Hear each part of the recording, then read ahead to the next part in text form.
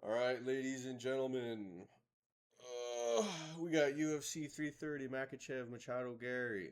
Dude's got his nutritionist last name or his wife's last name, whatever. Let's get to it.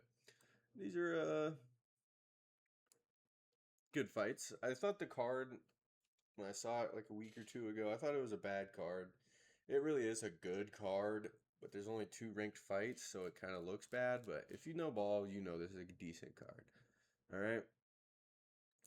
Next, or first up, we got Jeremiah Wells and Miktabek Orabai.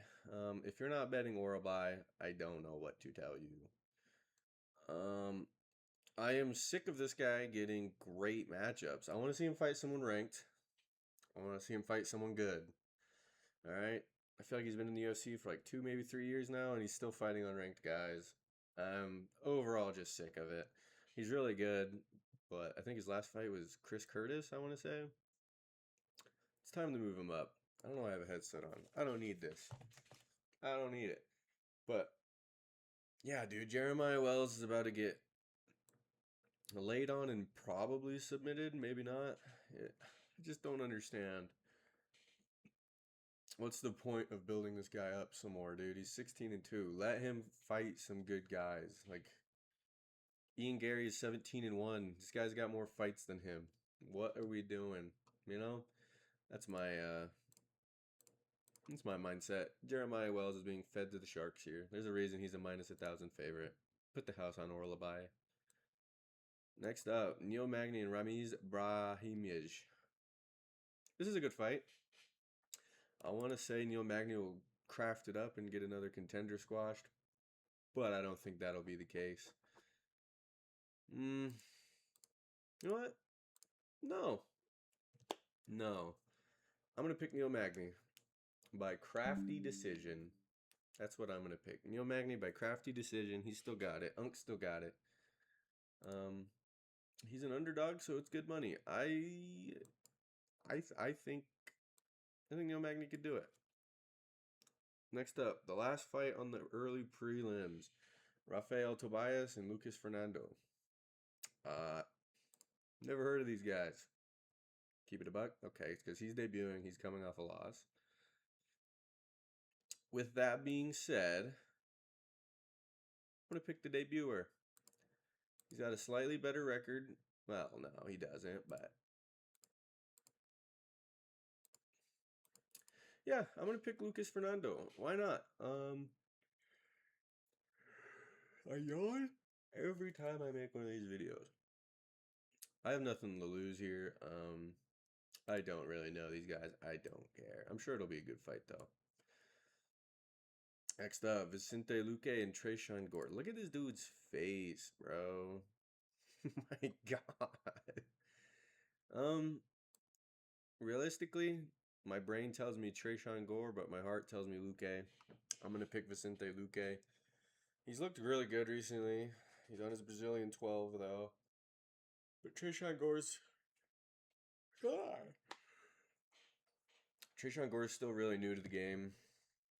I just feel like Vicente Luque's got good striking power, not the best technique, but he's also got the best grappling in this matchup. I'm just gonna pick Vicente Luque, off pure vibes here. I think Luque's got it. He's been winning me some money recently. Next up, we got Dante Johnson and Eric Meconico. This is a hard one to pick. Everybody's picking Dante Johnson. I also want to pick Dante Johnson, but I feel like Eric Meconico, he's a little bit slept on. I mean, he does have 4 losses, but he's not bad by any means. I'm gonna pick Eric Meconico by fraud check. I think he might be able to craft it up a bit better than Johnson. Johnson's definitely just a KO guy. Um, Definitely all around better, but I don't know. Something tells me to pick Eric Meconico, so that's what we're doing here. Oh man, Charles Johnson and Eduardo Chapelin. This dude's literally 1-0. Oh my god. I've seen so many people picking him. which is reasonable. Charles Johnson's like this is like his fourth fight this year, I think, maybe third. He's just speed running. I think his mindset is if I keep fighting a lot, I'll eventually get on a good streak and build my way into the rankings and possibly a title shot. That's definitely his mindset here. But I don't know. This guy's clearly a wrestler. He's got one fight, 5 takedowns in that fight. Um, he's a bit of a striker, but he's got no KOs. I'm gonna pick Charles Johnson. I think Charles Johnson will be crafty enough to survive, tire him out, maybe catch him in the later rounds. This is the Charles Johnson cycle, bro. He loses a bunch, gets fed a newcomer, and chins him. He did it to Van. He did it to Kavanaugh. I think he'll do it to Chapelin. Maybe not chin him, but I think he can win a decision here. I would hope he's working on his wrestling. It's going to be a big factor in this fight. But yeah, I don't know. I just feel like Charles Johnson is going to be one of those bounce back fights. If not, brother, you're probably going to get cut because you're losing to a guy that's 1-0 and making his debut. That is incredibly tough, but an incredible opportunity for this guy. It's a catchweight bout too, huh? Maybe like 140, 130. I don't know. That brings us to the last fight on the prelims. Chidi Ninjaguani and Yoel Alvarez. Dude, I'm picking Yoel Alvarez. He hasn't let me down yet. I mean, he lost his last fight, but I don't know. I don't know too much about these guys, but I'm picking Yoel Alvarez. This guy's got 25 and 11. That's tough. From what I'm looking at, it looks like he either chins you or he loses. So, yeah. He's got a reach advantage and a leg reach advantage, height advantage. I'm going to pick Chitty, though. Or Yoel. What am I doing? I'm going to pick Yoel Alvarez. I think this will be his bounce back fight. Yeah, I wish I knew more about these guys, though. All right, we got Ribovic and Barboza. Dude, Barboza, hang them up, dude. Hang them up. His last fight, he got brutally chinned by Turner. Yeah, 24 and 14, dude. How are you even in the UFC still, dog? Like, he's good, but he's just old. His chin can't hang. His style is outdated, although it's cool and flashy. It's just time to hang him up, dude. If you want to do this still, go do some bare knuckle. Go do some taekwondo. You know, do something else. This ain't the land for you anymore. Ribovic last fight, I think he lost to Gamrot. So, yeah, just wrestle humped. He's pretty disadvantaged in the size all around. But okay. Looks like it might just be a pure striking fight here.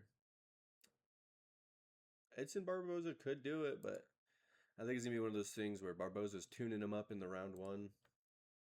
And then Esteban Rivovic catches him with like a looping left hook or right hook and then sits him down, ground and pound finish.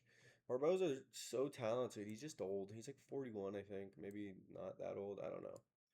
But anyway, Mansour Abdul Malik and Dustin Stoilsfus. What a name. I'm going to go Mansour Abdul Malik. He's coming off his first professional loss. He got all the advantages in the size and reach. I don't want to keep yawning. Oh my god. He's all around a better fighter, in my opinion. He's just young and a bit inexperienced. But this guy's got 8 losses. This is kind of the UFC saying, hey, make a name for yourself, buddy. So, I'm going to pick Mansour Abdul Malik. What are we thinking here? Maybe KO. Yeah, probably TKO. Ground and pound stoppage. Next up, we got the Tarantula Jalen Turner and Kyle Fernandez. This is a tough one. It depends on what Jalen Turner shows up.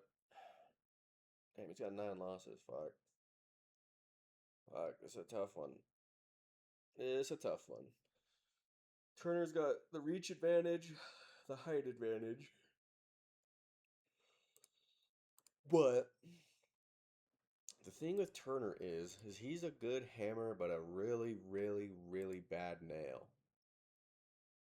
You get him once or twice with a good shot, and he's pretty much quitting or getting dropped.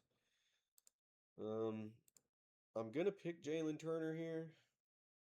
I feel like the UFC likes him a lot, so they see something in him that he could beat this guy. But it's not gonna be an easy fight. I really don't think it's gonna be an easy fight. Just depends on what Jalen Turner shows up. If he's smart using his legs and his reach advantage in his arms, he should win. But if he goes in there and gets into a brawl, he'll probably get clipped and then give up. That is what I'm thinking. But I'm going to pick Jalen Turner by decision. Next up, we got Jiggling at Range, Mackenzie Dern, and Jillian Robertson, Crackhead. I'm going to pick Mackenzie Dern. She's got 8 losses. She does not have the grappling as Mackenzie Dern. I've met Mackenzie Dern, you know what I'm saying? But more is Mackenzie Dern, like everybody else has been saying, she's got a chin. She's a bit of a blockhead. She'll keep coming forward. Jillian Robertson has better striking, but it's not by much, right? It's not by much. Mackenzie Dern has more power and more strength. Way, way better grappling. But I do gotta say, it does feel like Jillian Robertson is like going to win. But I feel like Mackenzie Dern's much better, but I do feel like Robertson is gonna win. Like, the UFC loves this lady. It just feels like the momentum is in Robertson's corner, but at the same time, all Dern really has to do is get dropped or shoot a takedown or stuff a takedown, and then she's in the position where she does best. She could probably just sub her, right?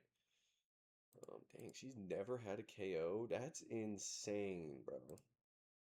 I mean, she is a BJJ guy, girl, whatever. Shut up. But yeah, I think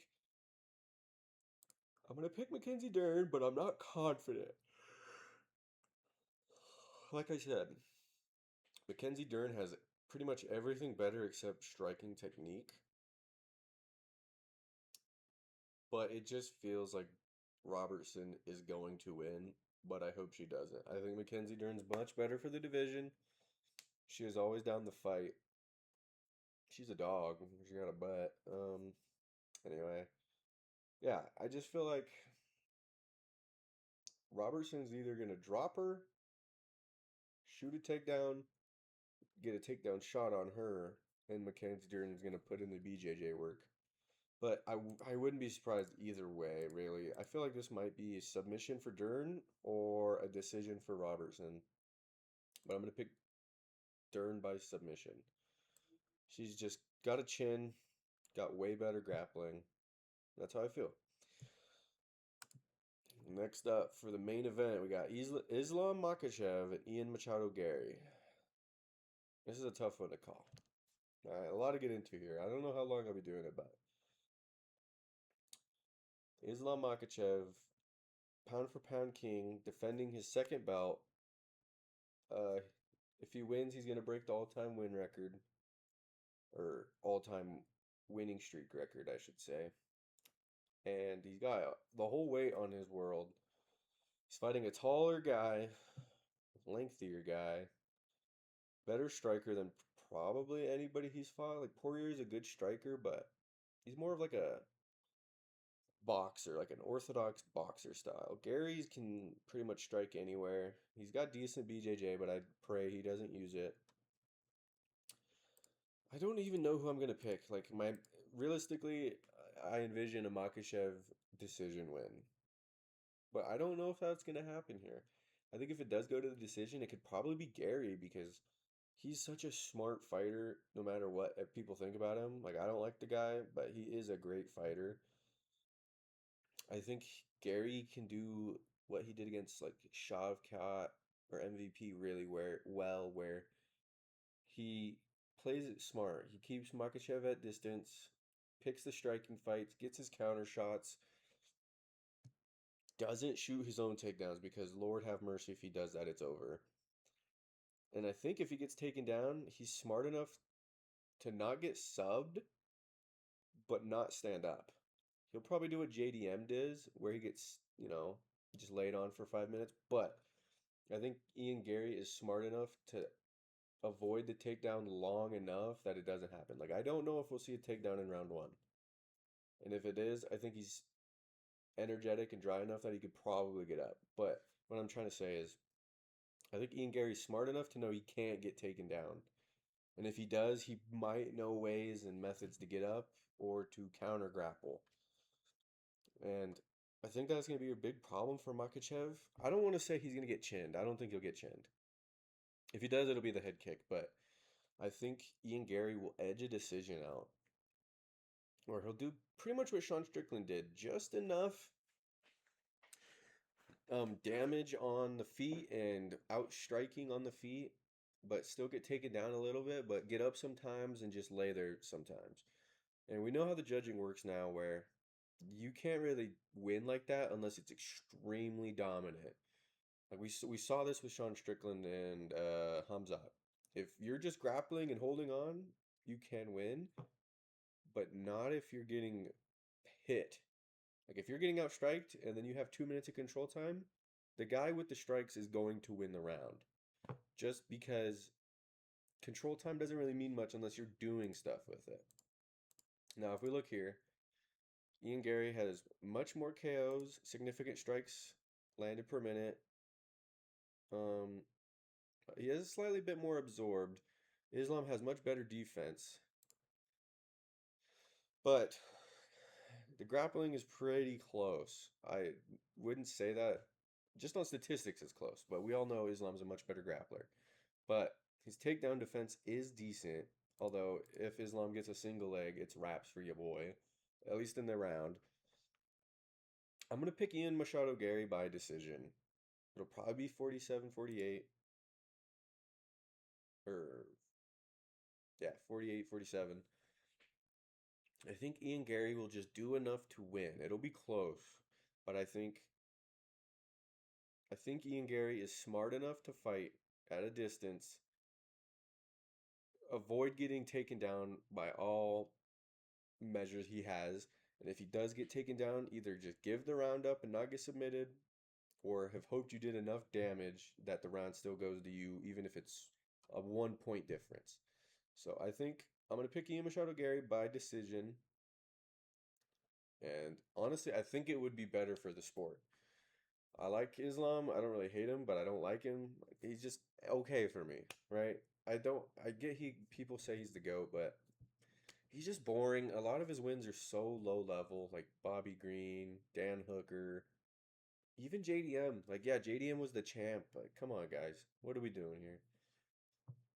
But I don't know. I just feel like we're gonna see an upset in Ian Gary. What are the odds here? Okay, minus 350 favorite. That's reasonable. That's totally reasonable. He is the king, pound for pound, most wins almost. You know, I just feel like we're gonna see an Ian Gary decision that's super close. People are gonna call robbery, but it's gonna be just like the Sean Strickland fight. Islam probably will have, I don't know, 5 to 10 minutes of control time, but Ian Gary will probably have like 50 more significant strikes.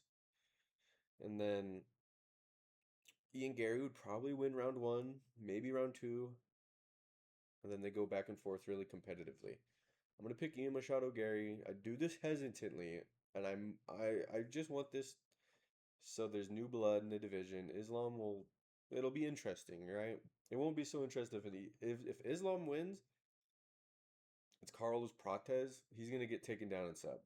But if it's Michael Morales, I think that would be a close, really good fight. But he's too early in the sport for Islam. I think I don't even know his record. Maybe like 10 fights, maybe less. I'm not 100% sure off the top of my head, but he's got a great record or great wrestling resume, but his striking is extremely sloppy. And I think Islam is smart enough to let him do that and then grab him and then take him down, do his thing. So I think if Ian Machado Garry wins, maybe Islam gets the immediate rematch. I would assume so.